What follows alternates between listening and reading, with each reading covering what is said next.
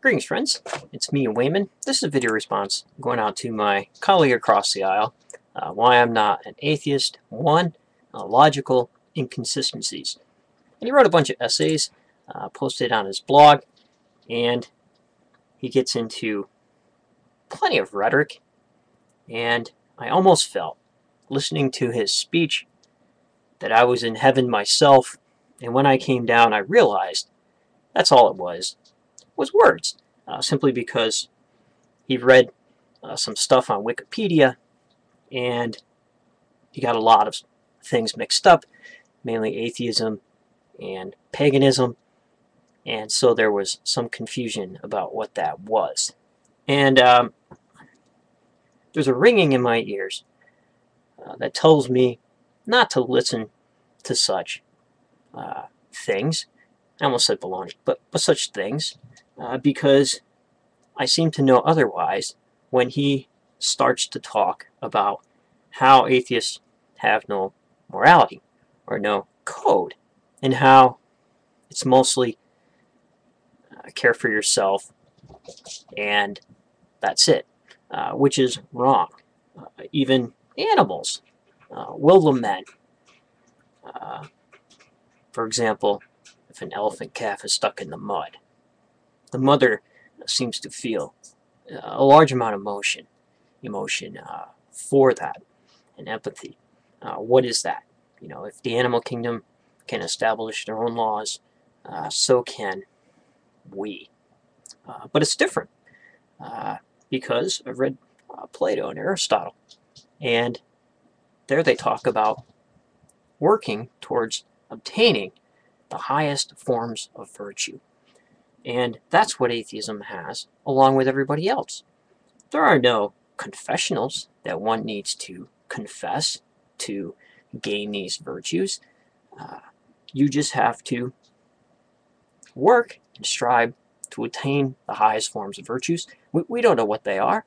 Even in the Dialogue of Mento by Plato, they come to the conclusion that they had no idea maybe what virtue was, but they knew what it was not.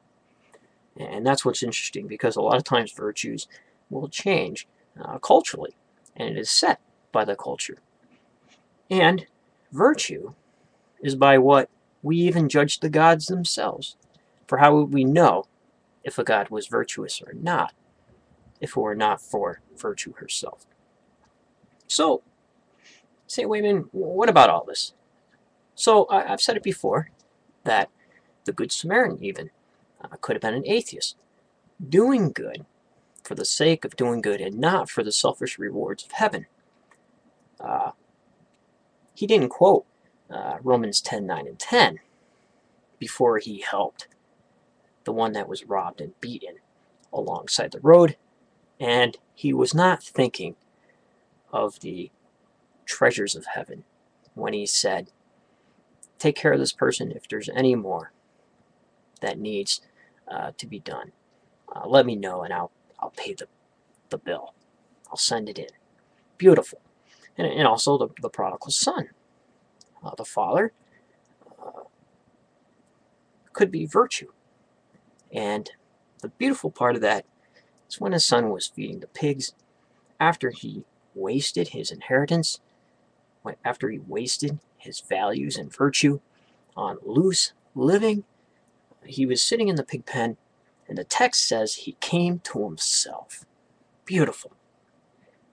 He didn't have some confessional that he needed to do.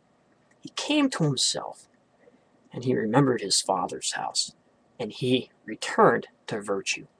And virtue was looking for him and seen him coming from a long way off and ran to him. And friends, whether you're an atheist or religious or pagan or whatnot, you can do that too. When you come to yourself, you can return to virtue. They say, wait a minute, what about it? Well, the user of this, the maker of the video that I'm responding to, ends up taking a hard line against pagans for some reason. But I know better. I know that all the rituals out of his Orthodox Christian views were largely influenced by the pagans themselves through their societies and through their law codes, and even the Greco-Roman influence spills over into other belief systems. And even though he talks about infanticide, he wouldn't even dare, I don't think, to discuss genocide, and dominionism, which is something that Christianity also brought. He implies and creates this romanticized view of Christianity, but ever since Christianity was formed, dominionism and has taken over, forced assimilation of many cultures. Many people have died, and they have spread injustice a lot of the times. So they changed up a little bit. They had to work on their PR. They had to work on their image a little bit, yeah. But that's one of the things that you will not find, friends, in the New Testament, in the Pauline theology, is the word justice. I always thought that in the fruits of the Spirit, the word faith should be replaced by justice. You'll find mention of justice in the Tanakh, or the Hebrew literature. Nothing about it in the Christian literature.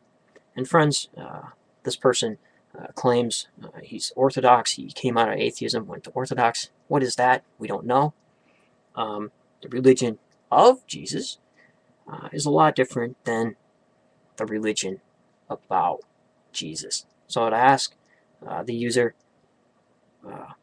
what Orthodox belief system he's part of, and how did that come about. I find that very interesting.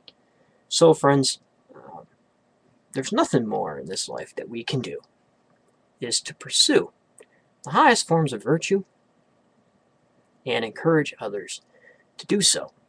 And along with Christianity and the incarnation, which is, paganism anyways, and the Jesus ended up being the cosmic Jesus. Along came the shadow of Jesus, the Antichrist, and the shadow is something, and the instinct is something, and the unconscious is something that everybody battles, no matter what you profess.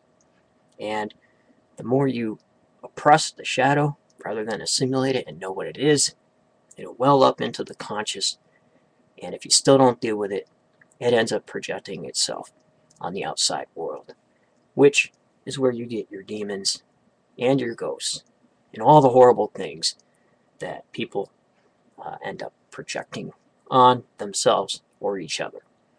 So that's pretty interesting.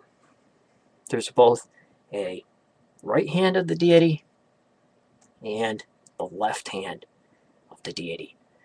What is that? What is the shadow? And what are all those things? What is instinct and how does it impact us? What is culture and how does that change us and how we live within groups? All those things come into play in both humanity and in the animal kingdom. So take care, friends. Remember, if everybody's thinking alike, then somebody isn't thinking